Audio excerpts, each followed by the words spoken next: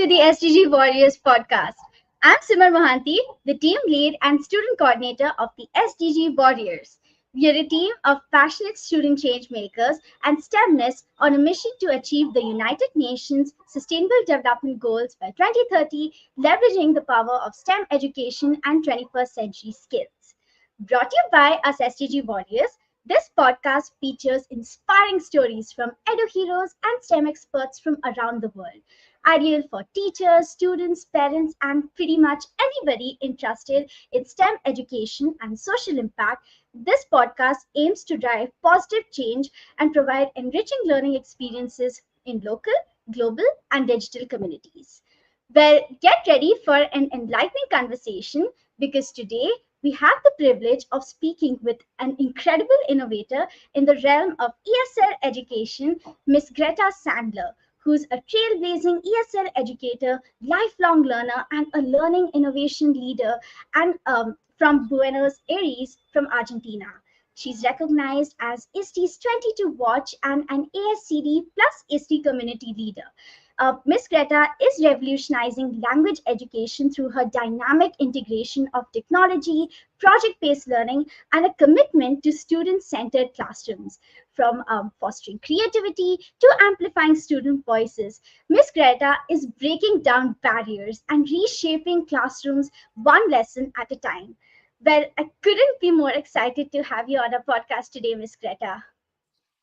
Thank you so much for having me. I feel so honored and I'm so inspired by you and this amazing project that the SDG Warriors podcast is. So amazing. I'm really honored to be here.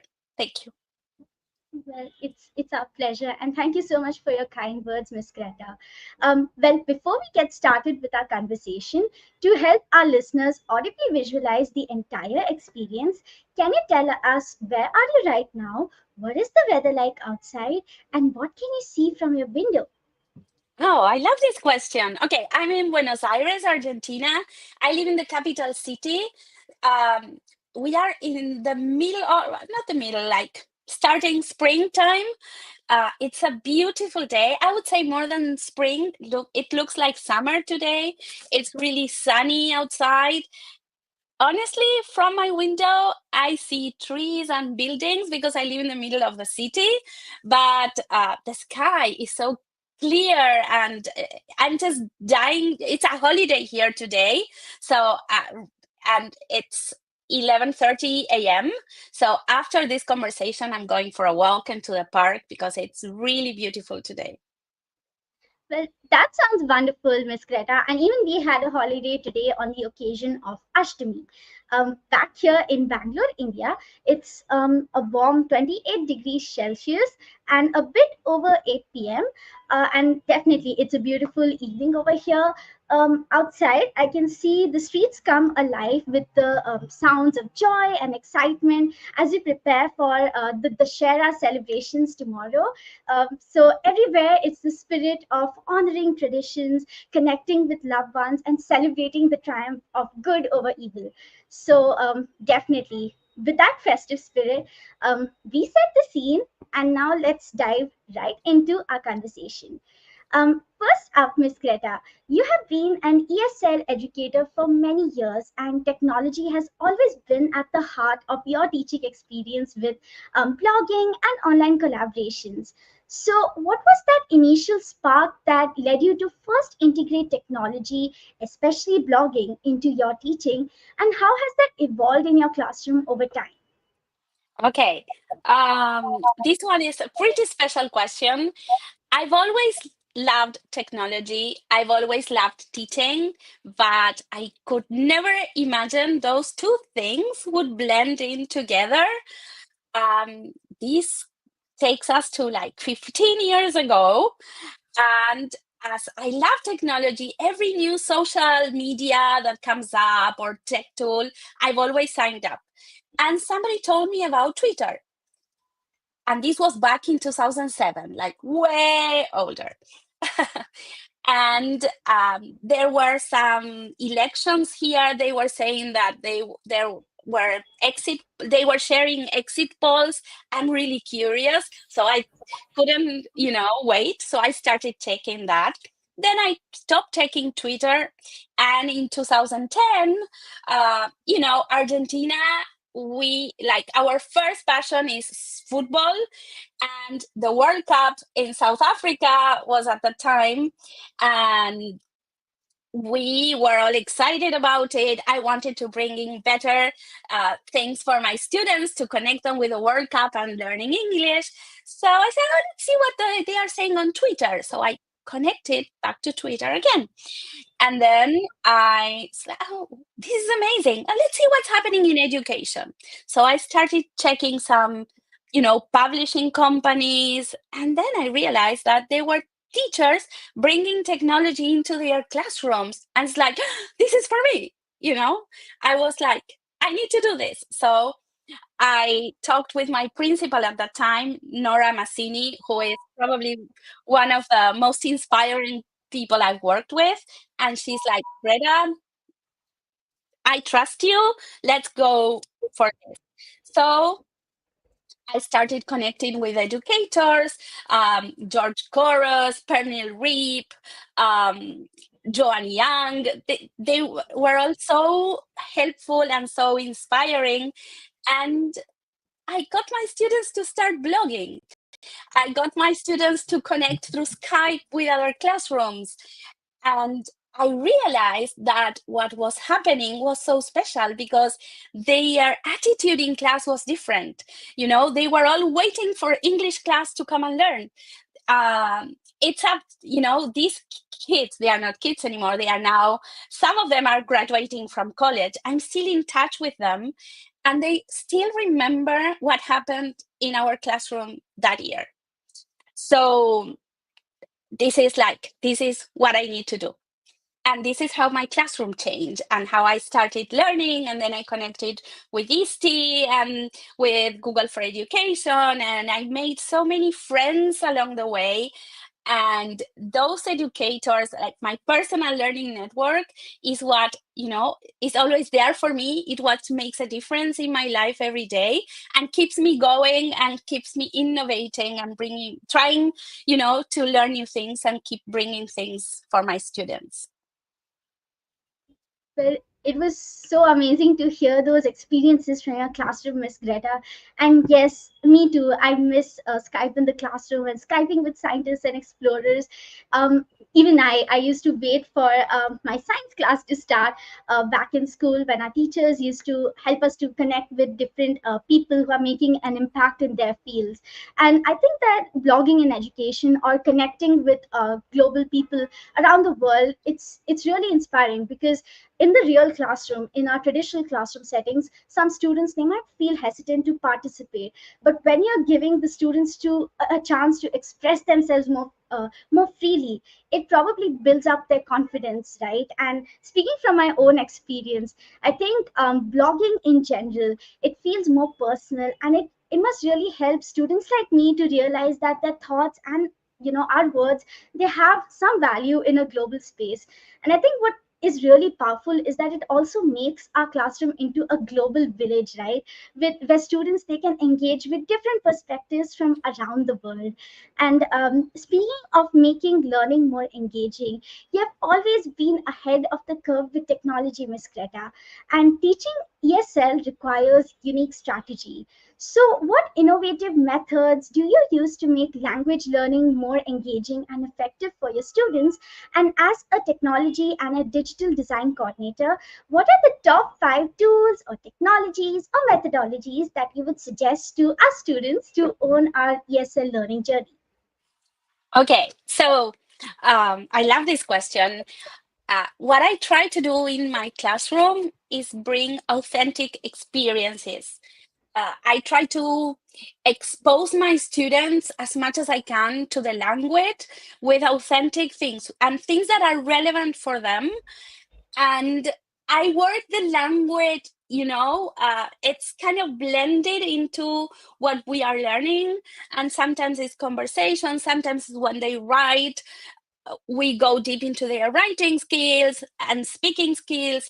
But since they are reading and watching videos and listening to material, they are acquiring their uh, listening and reading skills. So it's sometimes the follow-up activities and the reflection that comes after that that helps us reflect on our own learning, and helps them understand not just the content but also their process. And then they create a podcast, they create a video, they create a campaign, and they are using their English skills there. So it's not just traditional teaching, like, which are the prepositions or which are the tenses. Everything is mixed up. They are involved in content and creating. So it's hard work sometimes, because when they are writing, they need help. I like to team up with other teachers so that we can help our students better. But I think that's the best way, to get kids immersed into content that are authentic. And here is where the SDGs come. We can create amazing things and also make an impact and inspire others with what they create, and they are learning English. So perfect combo. And when it comes to the tools, so difficult to choose just five, but I would go with my favorite. Okay, my favorite one now is FigJam. It's kind of the Jamboard replacement, but it's more than that. I like to organize, when we are working on writing, like kids can organize their writing and I can suggest feedback on their own FigJams. They can share resources, they can add video, they can add link documents.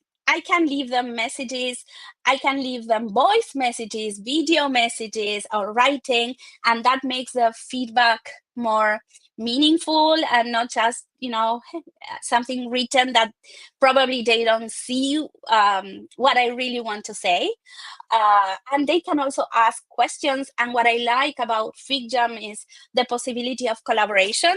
So other students can jump into the same FigJam and they all have their section, and they can also support each other and give peer feedback.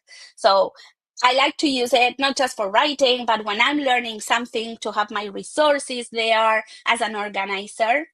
And then my other favorite tool for learning is quizzes.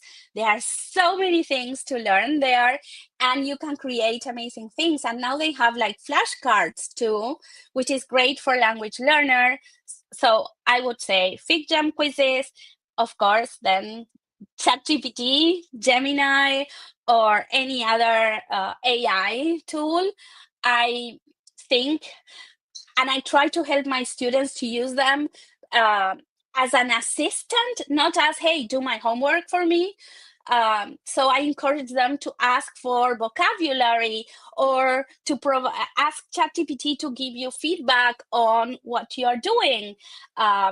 So I think it's a great way to learn about AI tools and how you can use them in a meaningful way. And then, of course, I love Google Meet. I think it opens up so many possibilities, or Zoom too, but Google Meet is my favorite. Connecting my classroom with other classrooms, bringing in experts, or sometimes, just video calls with students from other classes, so students can interact and practice their English skills. And the fifth one, I would say probably, well, I like iOS, so Notes, but Google Keep, any app that we can have handy on the phone to store things and have reminders, add voice notes if we need. Those are my top five. Well, that was an amazing list of tools, Miss Greta, and some great tips too for us students. Experiences are definitely what we remember after we leave school, and we need to value the process over the content. Generally, when, especially if I talk about my personal experience about learning English, when you're learning English from the textbooks or the workbooks, you feel like you're learning something for the exams. But then if you're learning English through the normal things that you do every single day, whether it's through reading books, listening to music, chatting with your friends, or doing different things, or writing or creating things, then definitely we have that freedom to show our voice. We have the freedom to show our perspectives. And whenever we link those things to different student projects, especially centered around the SDGs, creating things around the SDGs, like you mentioned, it can also have a positive impact. So definitely, language learning can have a positive impact while you're learning it. And definitely, FigJam, quizzes, ChatGPT, Gemini, and all the amazing tools that you mentioned, they can definitely enhance the creativity skills and the communication skills in students. It's all about experimenting and pushing those boundaries. Well, we also know that innovation has its own challenges, especially when you're working with such a diverse group of students. And ESL learners generally have diverse backgrounds. So, Miss Greta, how do you address cultural differences while teaching English, ensuring that all the students feel respected and represented? Okay, I love this question, and it's so important. I've always tried to, celebrate differences and similarities in my classroom. So we always had, like, when I used to work with elementary kids, we had like a moment that was called circle time, and where we addressed cultural differences. We even talked about our own emotions. I think, like, having that moment to see where everybody is, how everybody's feeling, different activities to help students really feel safe. I think for me, it's my top priority is a safe classroom environment. Like, I cannot start working on content until I know my students feel safe, safe to interact, safe to connect with me, safe to make mistakes. So there's a lot of work at the beginning of the school year on safety in the classroom, but not like physical safety. Yes, it's also important, but emotional safety. Um, and then we usually have like a definition of fun, we call it. And by fun, I mean what makes you enjoy learning and your time at school. So we all worked together on our own definition of fun for the class. And everything, it would be like a classroom agreement, but with a little twist. And we would always, refer to that. But I know, I live in the city. My city is quite diverse, but it's Argentina, it's Buenos Aires. So I need to help my students, see different perspectives, learn about other cultures, become empathic. So I connect my classroom with kids with other classrooms.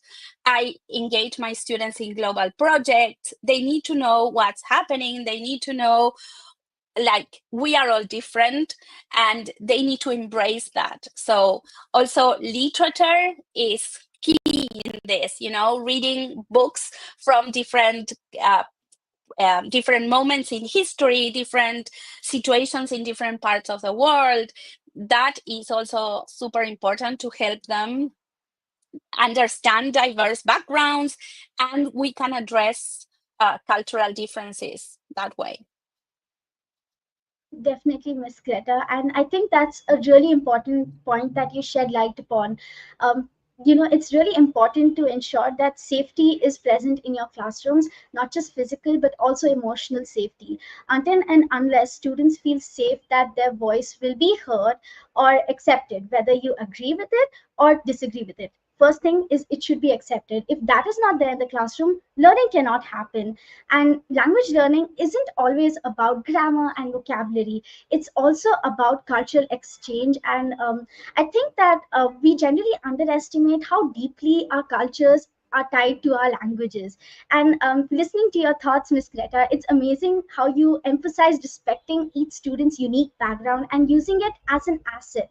And definitely a big takeaway for our audience today, that we can learn so much from each other's experiences, not just the language, but also the worldview which comes with it. And speaking about balancing these diverse needs, often many teachers struggle to balance a student centered approach with the need to meet the standardized testing benchmarks. So, Ms. Greta, do you think the emphasis on student centered learning risks neglecting important standardized outcomes, which could, perhaps affect a student's future opportunities? And if yes, what actionable steps can we take to address that? Okay, so I love this question. My God, you have the best questions. I love this conversation. Okay, I don't believe student-centered learning neglects standardized outcomes. On the contrary, I think like when we have student-centered classrooms, our students take ownership of their learning. They know where they are, they know what they need to work on, and they are more motivated. And I like to say they become master learners. And I think besides all the content and all the skills we need to work on, becoming a master learner, I think is probably um, the most important thing, because we cannot stop learning in life. So once we have our students owning their learning, yes, directing, understanding their strengths, their weaknesses, they can also work on their standardized outcomes. Yes, the learning is there. I think here is we need to help educators understand that, stepping away from being the teacher-centered classroom. We don't have all the content, we don't have all the skills. We cannot, give kids things like this anymore. So we need to know. And I think here is sometimes we as educators are afraid of losing control, of not knowing what might happen in the classroom. So this is where we need to stick to this. We need to believe in our students and let them direct their own learning. And we are there, we will be there to guide them and help them, so learning happens.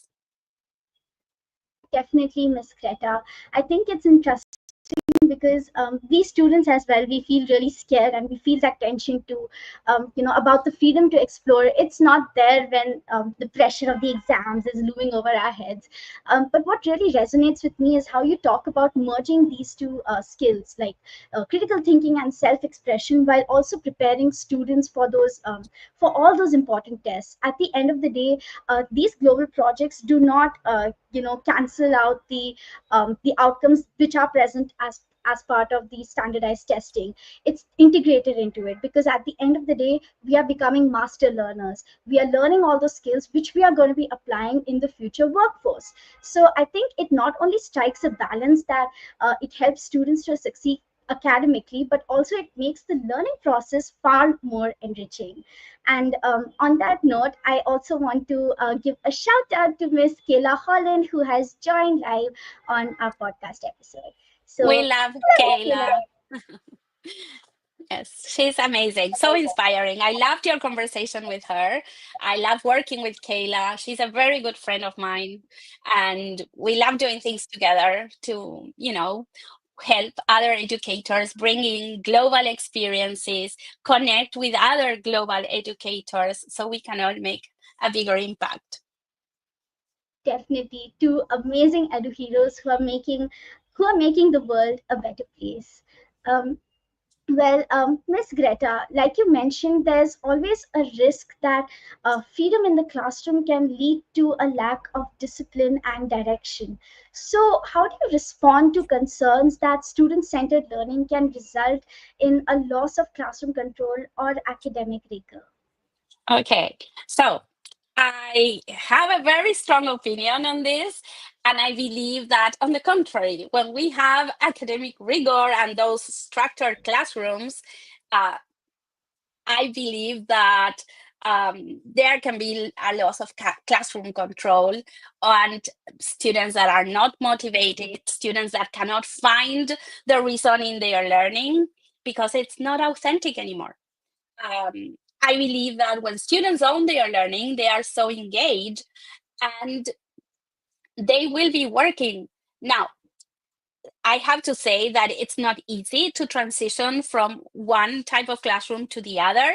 It takes time, and students need to learn what a student-centered learning classroom is too.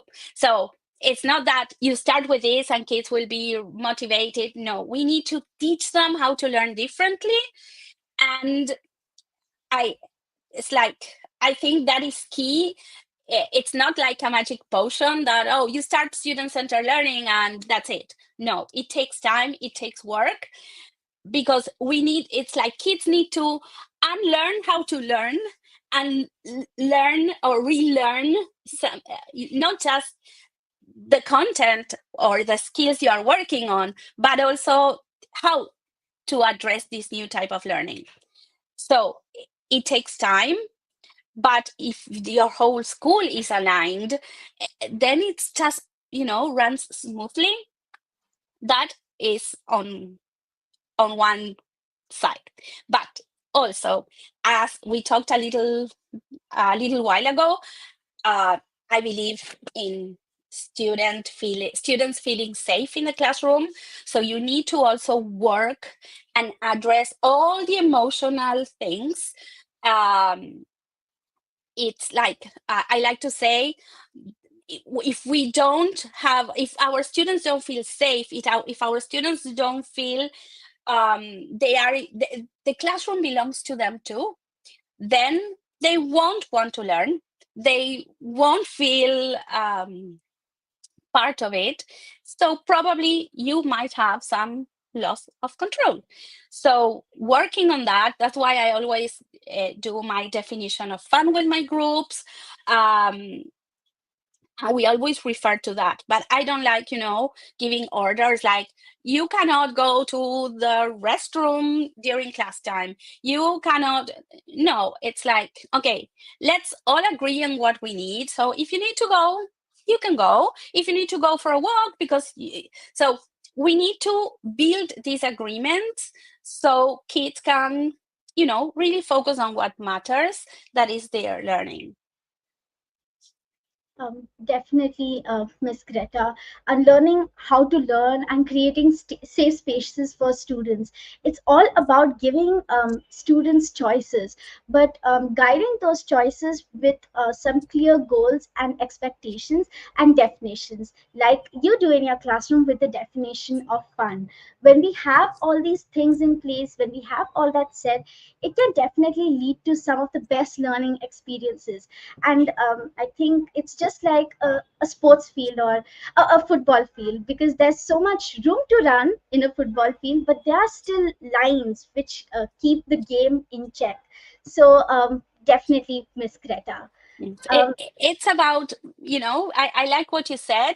It's we are a team, and this sense of belonging, and that everybody is like a puzzle, and everybody is a little piece of that puzzle, and we all need to, to see that we all need to work together, and we are all part of it.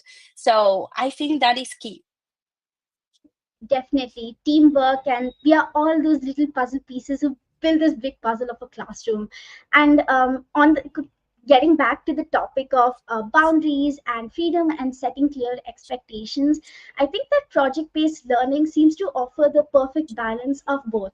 And your classroom jams to project based learning. So, Miss Greta, can you share an example of how a project has profoundly transformed the way that your students learned and engaged with the material? And also, were there any aha moments that left a big impact on you as a result of that project? Okay, I love so much all the projects I've done with my students. It's hard to pick one, but I'm gonna go with a project. We were working on ancient Greece. Um, and we started doing, for that project in particular, we started following an agile methodology where kids had to set their own goals and they kept track of what were they working on, what they had to do, and what they had completed. And we had like several check-ins throughout the whole project, and we addressed, okay, this is where we are, these were our challenges, this is what we are proud of, and our GPS is like, okay, what do we do next, how do we address all those challenges? So we kept having those conversations with each group. And there was this group, and it was a sixth grade class, and there was this group where one of the kids started annoying the rest of the team through the Google Doc they were collaborating on. He would erase everything, add drawings. So two girls came, it's like, Miss Greta, we cannot work with him anymore. He's, and it's like, no, okay. So let's have a checking moment now. And it's like, so I said, okay, what's going on? What's happening? And he's like, everything I say, they don't want to listen to it. They don't want to do it. And that's why I'm angry. And the girls looked at me and it's like, he's right. Okay, so this was our challenge, and our GPS was each of them had like a second doc where they would write all their ideas. And the ideas that were considered for the project, they would highlight them. And the ideas that weren't, they would just leave them there. So what happened is that they all started reading the ideas, and these boys' ideas were great. So they were like, so at the end of the project, most of the things that this boy had suggested were brought into the project. And what happened was that he changed his attitude in such a way that he started paying attention, he started behaving differently, he started doing so many things that I was surprised. Other teachers also said, like, he doesn't work, it's like, he does a lot of work. It's like, it was a different boy in my class. And we had a call with Erin Dowd, because she wrote an amazing book for kids, and she gave my students tips on how to write more creative sentences. And so what happened was that after the call, I saw this boy digging deep into Erin's biography. He went to her website, and I asked them for a little exit ticket after the call, and he decorated the whole thing. He added a lot more ideas, more than what I had originally asked. And I was like, oh my God, and for me, it was a big aha moment, because I could see how working this way in groups and getting kids, work on their own project, organize their own timing, and having these conversations where we could open up was so transformative. And for me, it was, a big lesson. Thank you so much for sharing that story with our audience today, Miss Greta. And I think it's so cool how PBL can really shift the dynamic in a classroom. I do resonate with the fact that sometimes when students, their voice is not valued, they can become a bit angry, and they can have different sides of emotions coming into picture.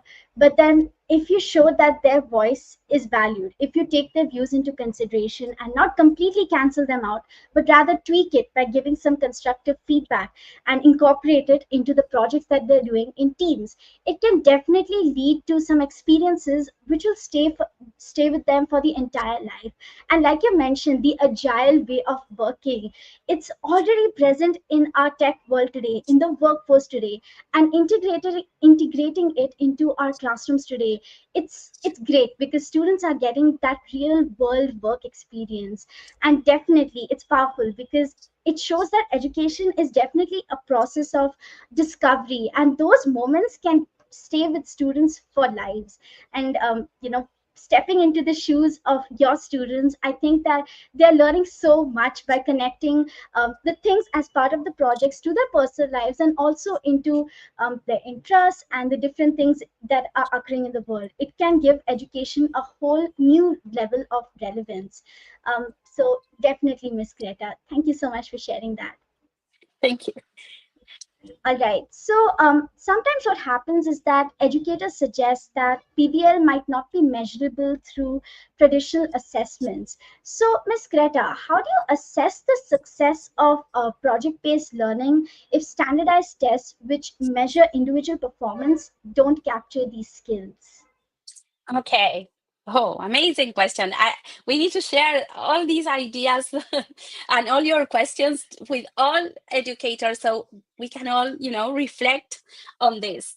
I believe that we need to have clear goals, and every project must have, like in my case, when teaching English, my project had like English goals besides the content goals and the skills we were working on.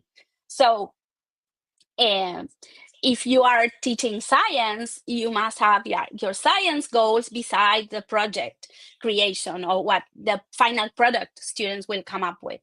So providing clear goals and targets, and then a rubric, like this is what I will be looking at when I throughout the process, and I wanted to focus on this. So if we are working on a project, I don't know, for example, um, the ancient Greece project had a moment where kids had to write a myth, and we were working on complex and simple and compound sentences. We were working on juicy sentences. So I wanted to see that, not just, the final amazing product they would come up with. So throughout the process, when we have these conversations, the learning is there, the goal at the beginning, and then with a rubric, we evaluate. So we have the content or the subject content, the, the, the subject needs. So it's not just, okay, they made an amazing campaign, they made a video, they created a podcast. Yes, but the learning was there. So when we assess, we not only assess the creativity and like just the final product, but we also look at all the whole process. And in my case, I could see all the language skills being part of that project. So I was assessing it too. That's such a pertinent point, Miss Greta, especially in a world where we often rely on standardized assessments to gauge success. The same can be done for projects as well when we have certain rubrics, when we measure the entire process rather than just the end product. When you set smart goals, have self-assessment, and also have constructive peer feedback, it can empower our students to reflect on our own learning journeys. And it also helps us to internalize what we've learned, and it builds this sort of growth mindset. By valuing these different measures of success, definitely, Miss Greta, you have recognized the multifaceted nature of education. However, while we aim to assess learning comprehensively, we also have to address the reality that not all students have the same and equal access to technology. And this leads me to my next question, Ms. Greta. How do you address the digital divide in the classrooms where students from disadvantaged backgrounds may not have the same access to technology at home? Okay, this is such an important question and something we all need to think of. In my case, I work at a private school, and most of my students have their own device. I did have some students who probably their device wasn't good enough, or it didn't work, or their parents couldn't buy a new one.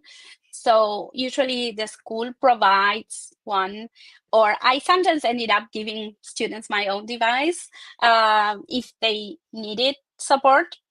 um, but I know this is not reality. Like, it's not, all the classrooms or all the schools that have this possibility. I know, like in some other countries or more developed countries, schools provide with devices. Um, for example, in the city of Buenos Aires, public education, um, they give students a device and they give students access to the internet, but it's not the whole reality of my country, unfortunately. There's a big divide, and it really depends on where you live. If kids who are from disadvantaged backgrounds can access or not um, devices. And I guess this is also happening in many parts of the world. Um, so it's hard. It's sad because everything moves so quickly, and we all need a device now. And as the world, keeps moving and changing so rapidly, its devices are needed more and more and more. So yeah, I I just wish, it were easier for everyone to access the internet and a device. So it's hard. It's a hard question, and there's a lot to think about. If we keep on changing, what are we going to do with those who can't access it, right? Definitely, Miss Greta.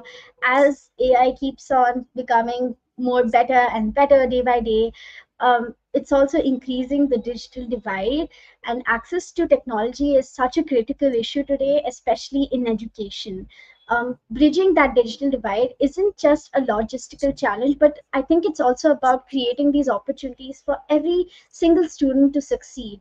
And like you mentioned, your efforts as a teacher, whether it's through lending devices or providing resources to students to take home, or your school who provides devices to these students. It's a big takeaway for our educator and our school leader audience, on how they can create an inclusive environment where technology enhances learning for all these students. And definitely, it's a point to think about for our entire education community, that what we are going to do if AI keeps on becoming better and better.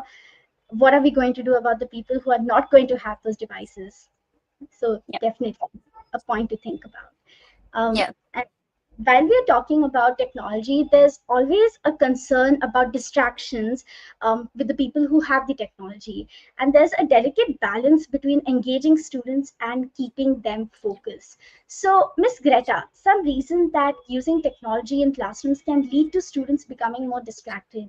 So, how do you mitigate the potential for technology to distract students, especially in a world where social media and online games are only a click away? Oh, good question.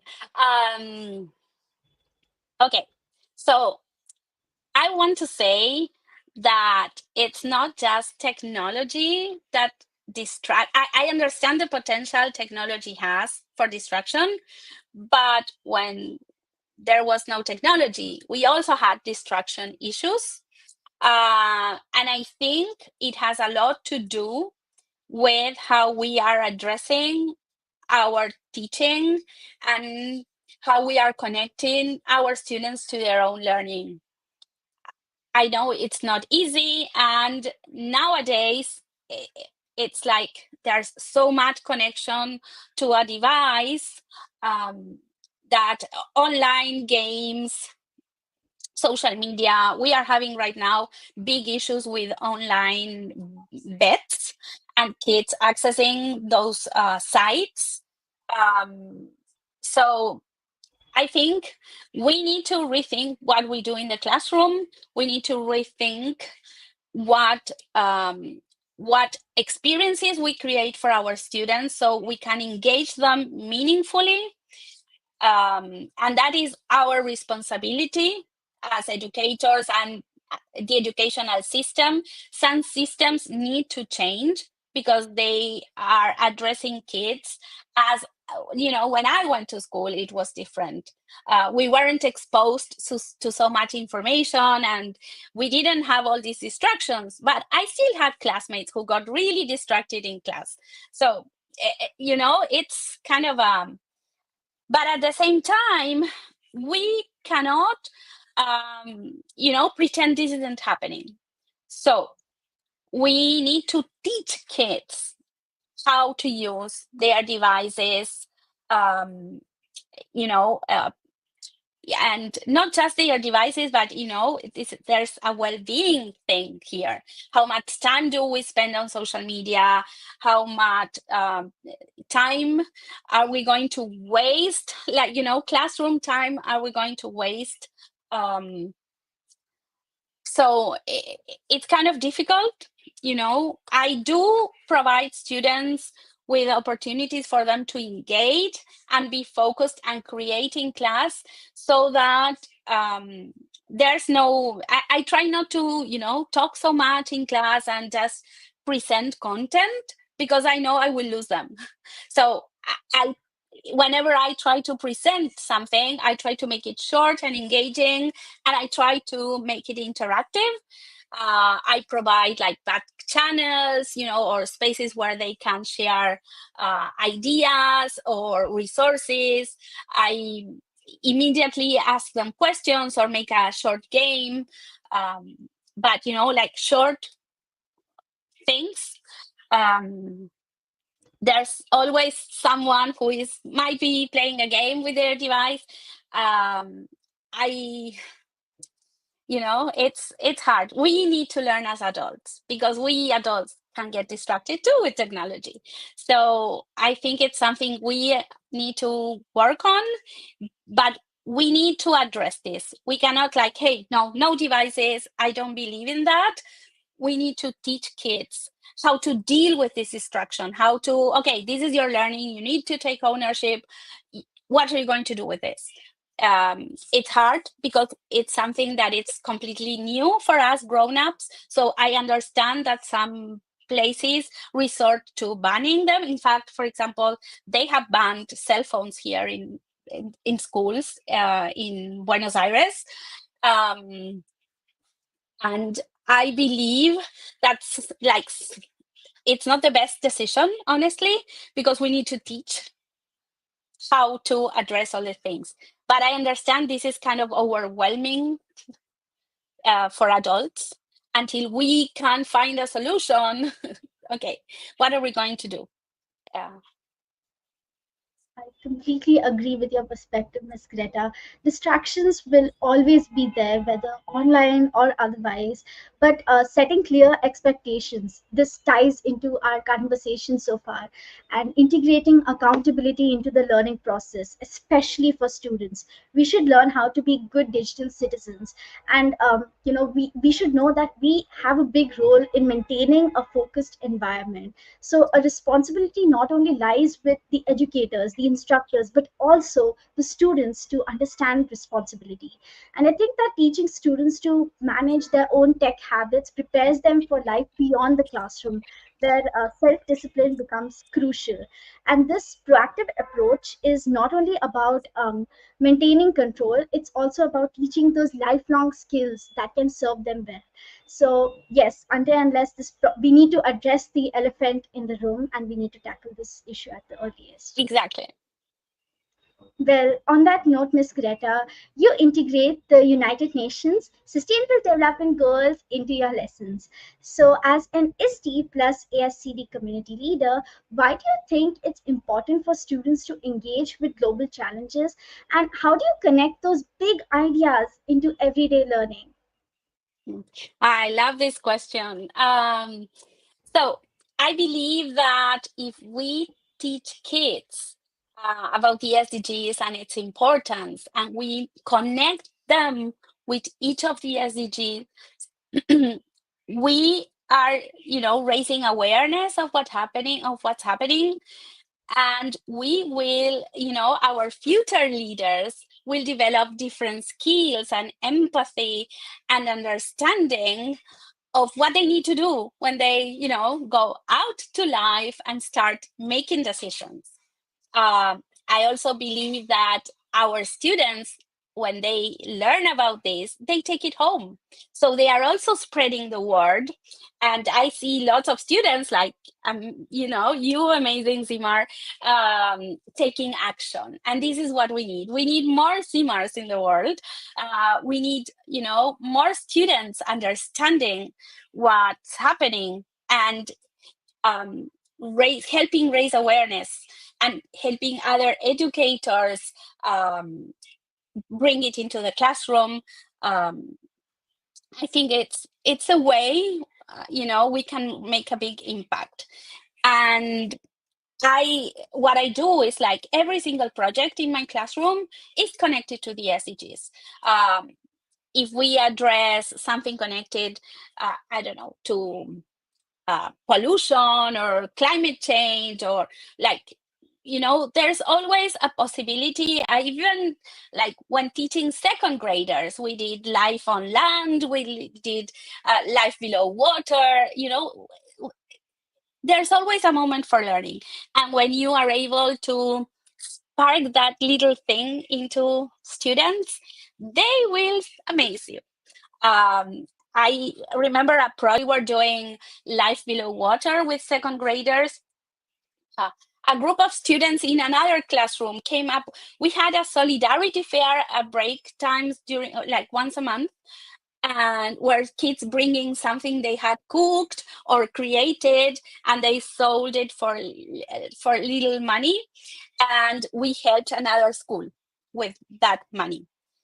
And one class came up with the idea of doing it under the sea themed. So they brought in sea, cookies with shapes of sea starfish or different fish, and they attached different messages.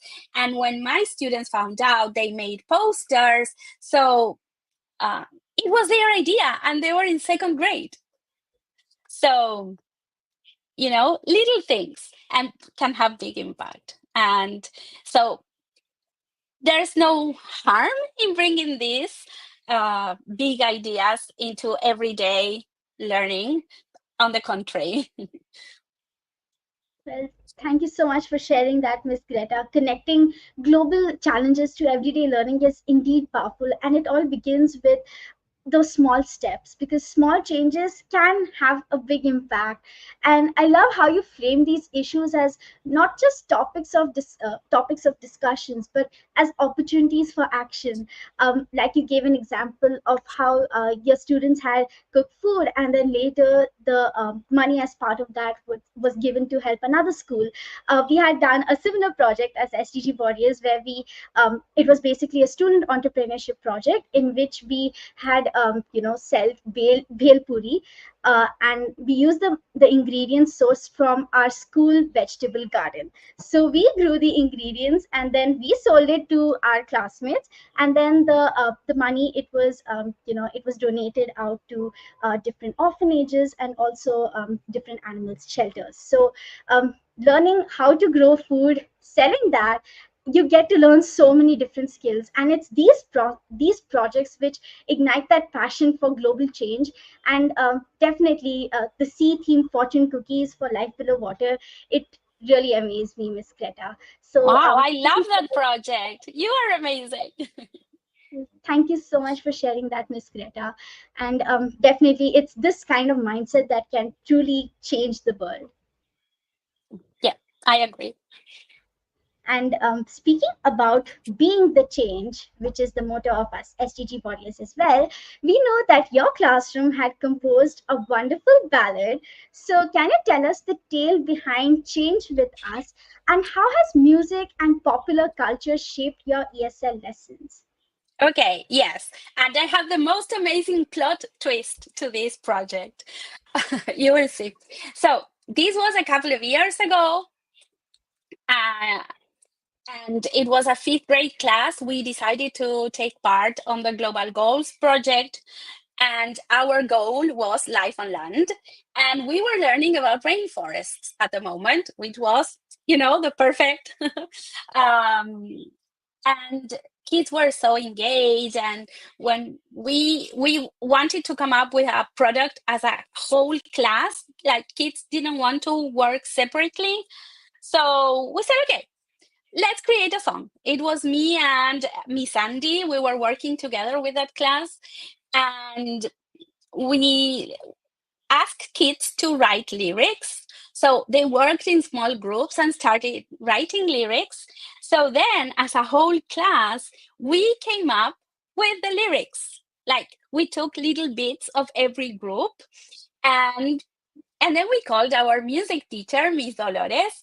She is so talented. She, besides being a music teacher, she's a musician. She creates music.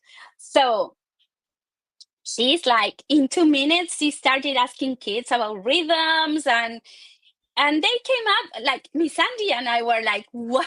In 5 minutes, they had some sort of, so they came up with music. And then we recorded, the kids sang, they even make, like the song starts with noises from like the rainforest. So they even produced the noises. It was amazing. And the plot twist is I worked at that school until 2020, and I returned this year to that school. I'm not working in elementary anymore. I'm working with senior students now. And this same class they are my students now. So when, yes, it's like, one of the biggest gifts I've had as a teacher is being their teacher again. And when they saw me, we were like, so excited. And they's like, and the song, and they remembered about the song. And what they didn't know is that I still had the video. So I played it for them in class, and it's like they couldn't believe it because they look so young, and they are graduating in 2 years. And I told them, okay, I'm playing that song on your graduation. You should know that. And so it's been meaningful for them. I was, it really touched my heart to know that after so many years, they remembered that. And so I had to show them the video, it's so I'm speaking about meaningful learning. See, when we make meaningful things, our students love learning. Our students love creating. Well, that was so lovely, Miss Greta. It's definitely these experiences that teachers like you create for us that make learning truly meaningful. And I'm so jealous of your students. Like they have it such a fun teacher like you. I wish I had the opportunity to learn from you, Miss Greta. Oh, Um, well, I would love and to have you as a student. yes, someday, definitely. Well, definitely, music, like you mentioned, music does have a unique ability to break down these barriers and to make learning more fun. And definitely, as a music lover, I'm fascinated by how you're using it to um, connect the learnings of these students to both language and each other.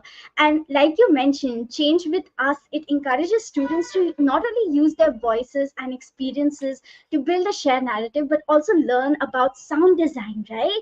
Which is so important if they want to explore that field when they grow up. So definitely a great learning experiences for them.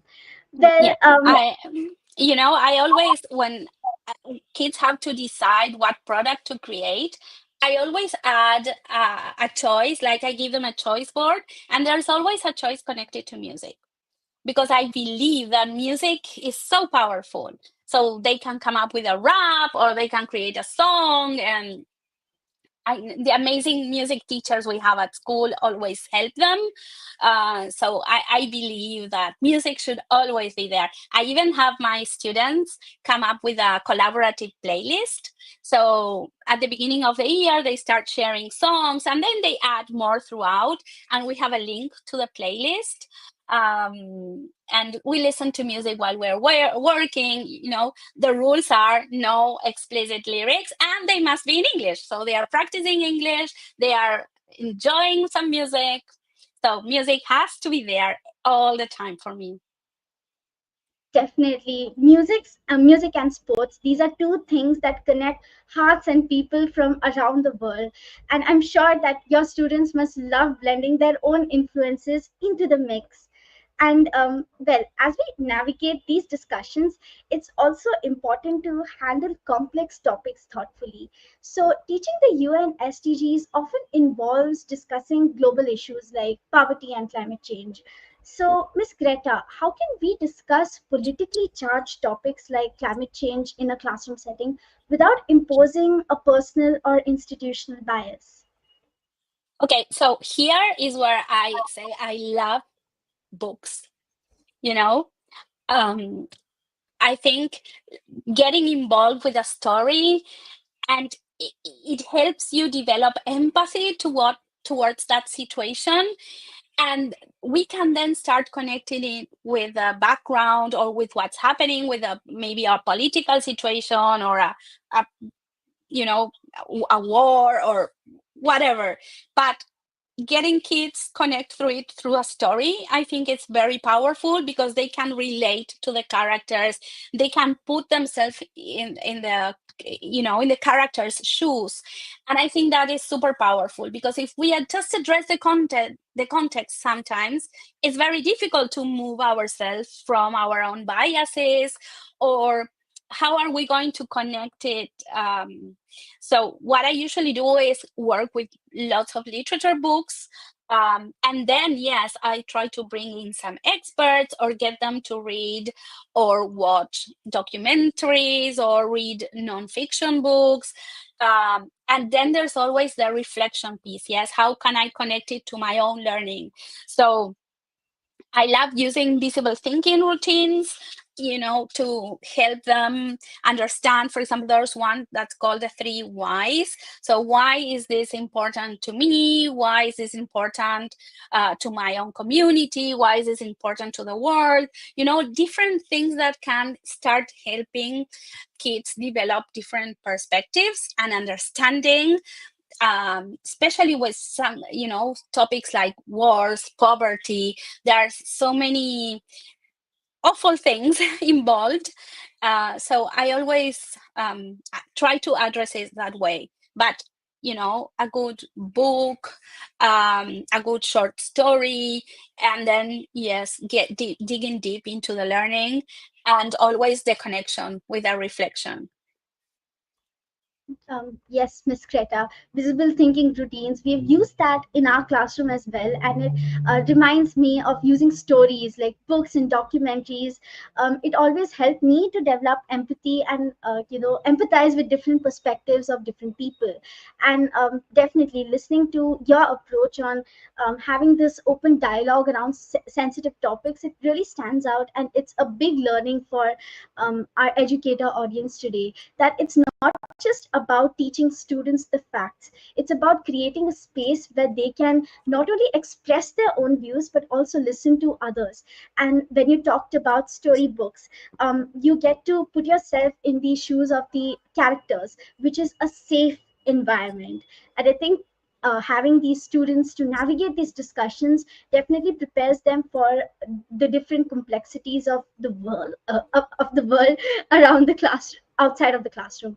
So, yes, it's all about building empathy and understanding, and it's definitely an invaluable skill. Yeah, I agree. Well, while you're navigating these complex issues in your classroom, it's also important to remember that educational reforms often push for innovation, but they can overlook the practical realities which are faced by under resourced schools. So, Miss Greta, do you think that the push for innovative teaching methods like student centered learning or PBL risks leaving behind schools that lack funding and resources, and thereby deepening educational inequality? Okay, so tough question. I do think like the digital divide and educational inequality is big. I don't know if it has to do with student-centered learning and PBL. I think there are more like bigger issues that uh, impact on this. But what happens is, as we have, different classrooms are more innovative methods and happening, like the divide, yes, gets bigger. Um, so I believe you can do PBL without resources, without digital resources. Like, you don't need the most fancy resources. In fact, in Argentina, like, I'm lucky I work at a private school, but we don't have all these fancy resources that I can see in other schools worldwide. And when I began with technology, I used to take my own computer and my mobile data with me.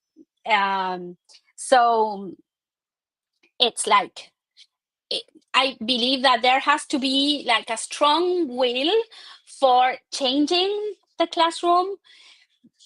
And yes, you can, because I've seen amazing schools here in Argentina from, underprivileged backgrounds create amazing things.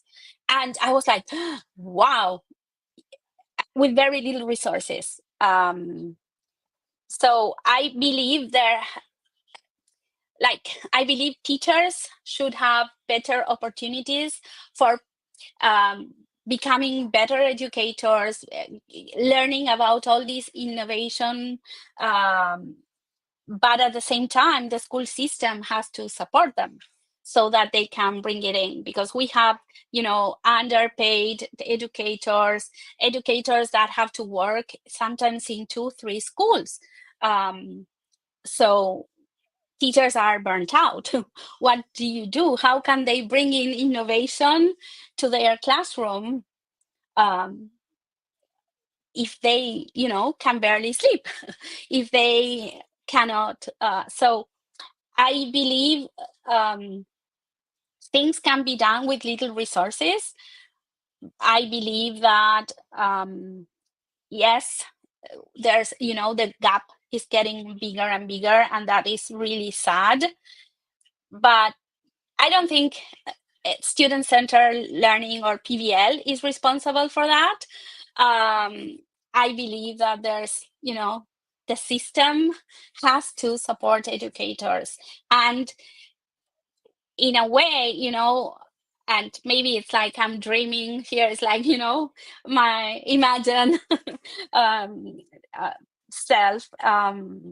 Like, I would love all educators to be able to learn this and be able to put it into practice without pressure. Um, but it's not happening. So, yeah. Absolutely, Miss Greta.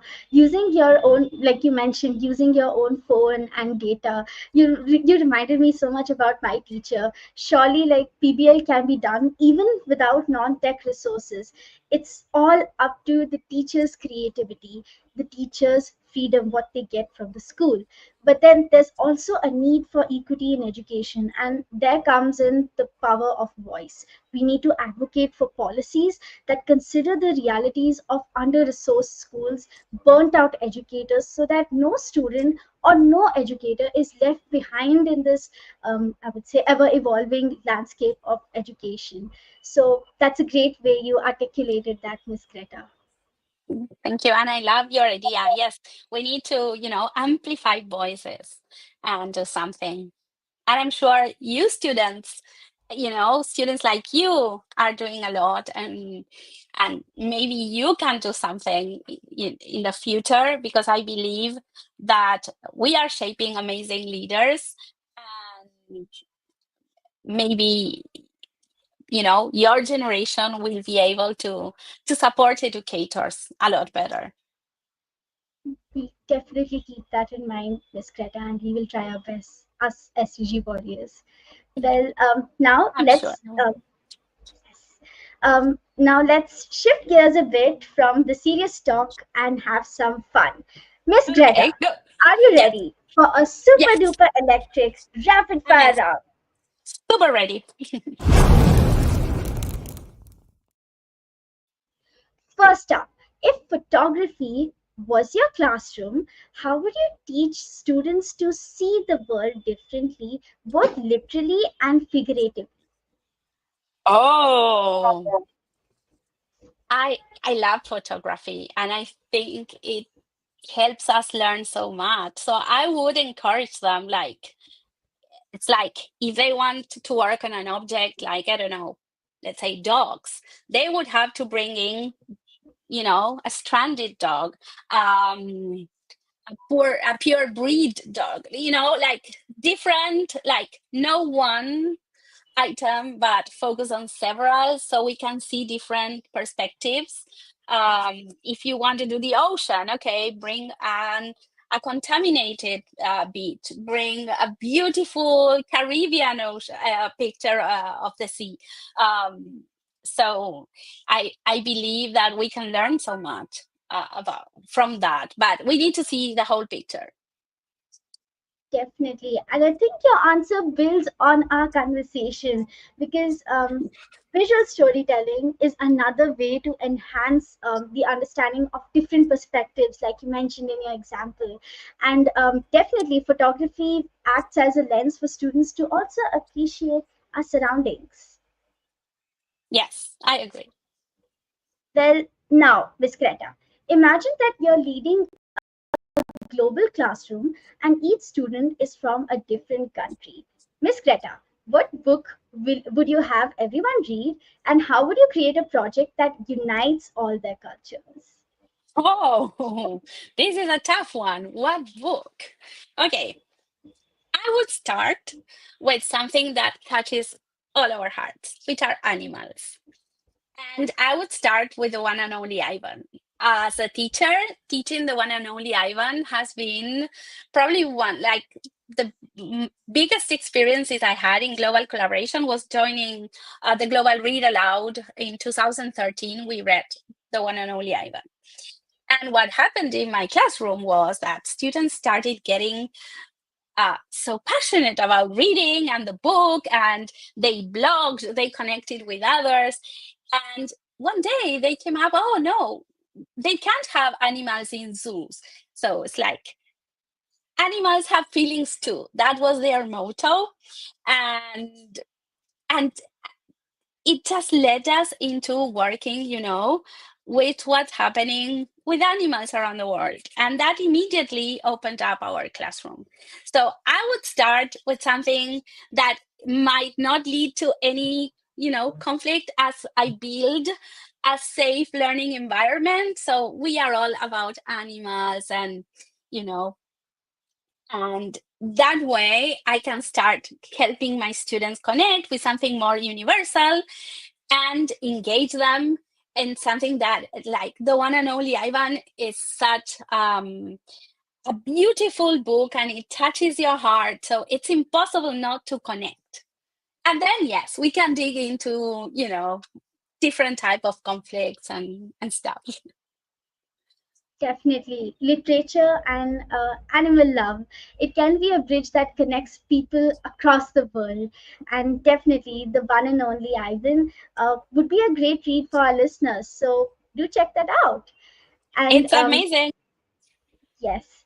And speaking about connections, how can we forget sports? So, Miss Greta, as a San Lorenzo fan, if you could Oh, you design know that. I cannot believe this. Yes.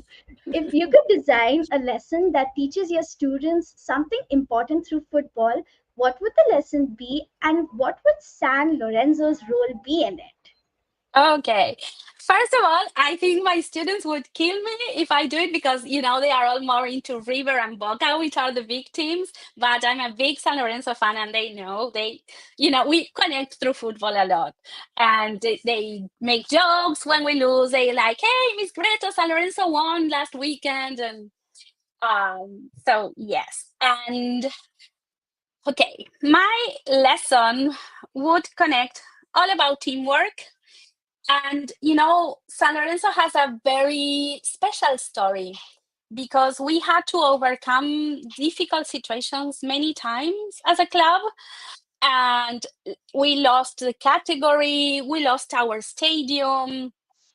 And then it's like the supporters are so special. They say we are, and they say, and I can affirm that we are the best proud, like they come up with the best songs and they are the most supportive fans.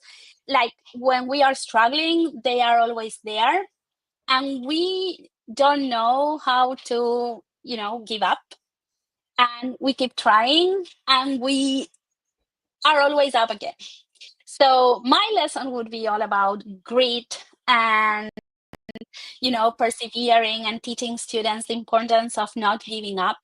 Um, and San Lorenzo would be a really good role model for that. Definitely, Miss Greta. And sports is definitely a religion. And personally, as a cricket and an RCB fan, that is Royal Challengers Bangalore, I can completely relate to that fact about, getting the lesson of teamwork, resilience, and the spirit of not giving up. Definitely, sports can act as such a big lesson giver in terms of strategy as well. So, yes, on that note, Miss Greta, you have left a marketing career to become a teacher. So, if you had to market teaching to inspire others to join the field, what would your slogan be and what product would you offer? Oh, I love these questions. You are amazing. Um, so let's change the world together. And my product would be, you know, creative teaching or innovative methods or engaging students through authentic projects, and helping them become game changers, uh, who will then change the world. Definitely, crafting such a catchy slogan would be a game changer for attracting new educators. And I think it's really intriguing about how you package the transformative experience of teaching into something so relatable. So yes, those different teaching methods and your catchy slogan, more teachers in the field. Thank you. Well, that was quite fun. So far, it's been absolutely inspiring listening to your journey and insights, Miss Greta. And as we come to the end of this episode, let's wrap up all the learnings and takeaways in our last segment, the Inspire segment.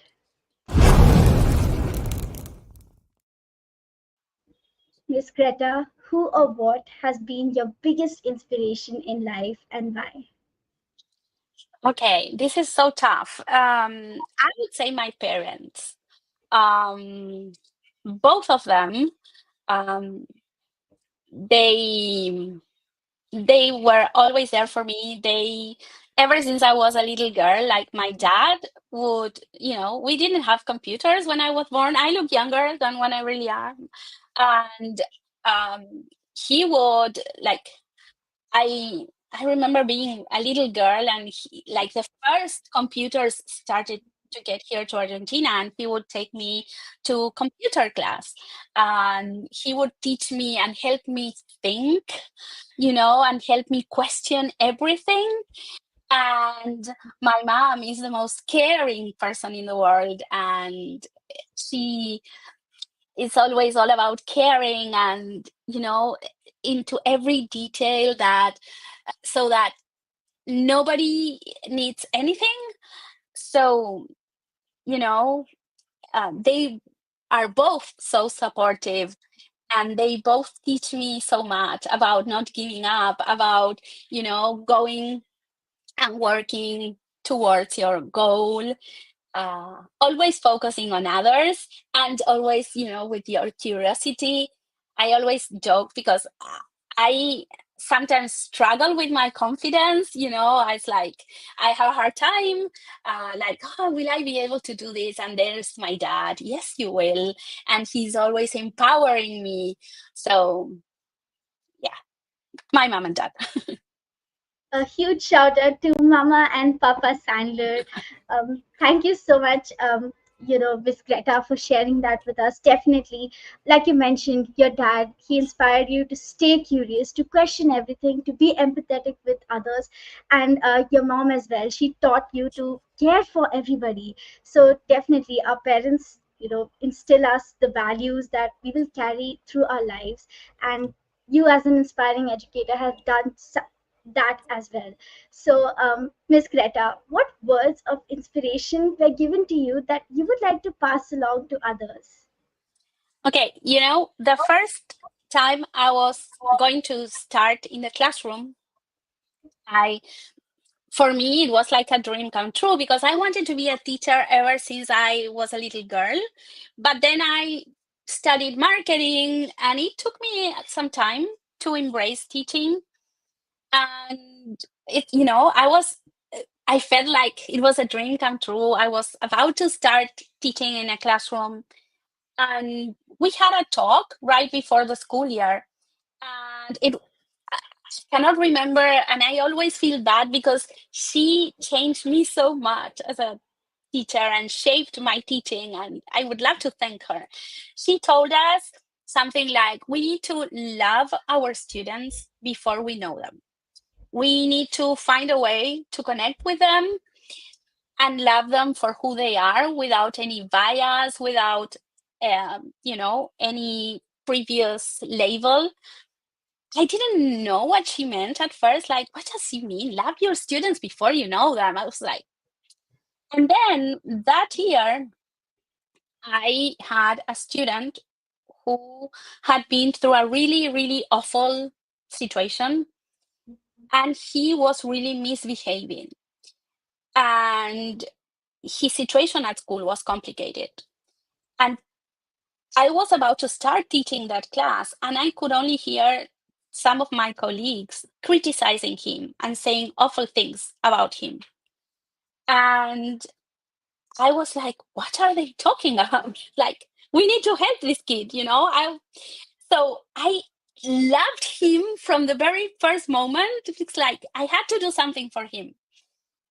And he changed so much after that year together. He would only draw, awful like weapons and things in black and white. And he would see all his classmates come and make me drawings like hearts, oh, Miss Greta. And then he's like, I will never make you a drawing. And I would joke him, it's like, oh, before the end of the year, I'll have your drawing. And it's like, no, you won't. And I gave him a nickname, and he didn't have a nickname. Like, and as he started, seeing all these things, and we started having conversations, and I would always joke with him, when he would fight me, I would like give him a hug and said, no, okay, yes, keep fighting me. I would just play with him, and I showed him the caring side. And we were on our winter break, and I got a Facebook message from him. And I was like, I was new at that school. I didn't know if I was allowed to answer that. And I was desperate because he's like, I miss you, Miss Greta. I couldn't believe it. And so I messaged my principal, and it's like, what do I do? And it's like, okay, reply to him, tell him you miss him too, and that you'll talk when you go back. And he's changed so much. And then one day I came to the classroom and I found this picture of me in black and white, but with a pink heart in the chest, on the chest. And it said, Miss Greta, by, and his name. I burst into tears, of course. And when I saw him, I smiled and I looked at him. It was like, I told you before the end of the year. And he was like, and he changed. He started acting differently. He started making friends, and he even won an award at the end of the school year. I remember being, in the like teachers had to stand next to the students, but I could see his mom and dad and his grandparents in the audience, and they were all so teary. And I'm still in touch with all of them. And this has happened, like many years ago. And it changed me, and I understood what love them before you know them meant. And for me, it's like I love my students first. The rest, Uh, Definitely, Miss Greta. We need to love our students for who they are before you know them. We need teachers like you, Miss Greta, who love their students unconditionally and who act as cheerleaders for them throughout the students' school life. Many a times there are labels which get stuck into students' minds, and they carry it along throughout their lives. And when you meet one teacher who changes that, who says, I believe in you, who says that, no, you're not bad, you can do this better, who gives constructive feedback. Those are the kind of teachers, those are the kind of human beings we need in the world. So, Miss Greta, thank you so much for being the person that you are today. Now, and I'm inspired by you, Simar. We need more students like you. You are amazing. It's been the best interview I've had. Your questions, um, I'm inspired after today. So thank you. Thank you so much, Miss Greta.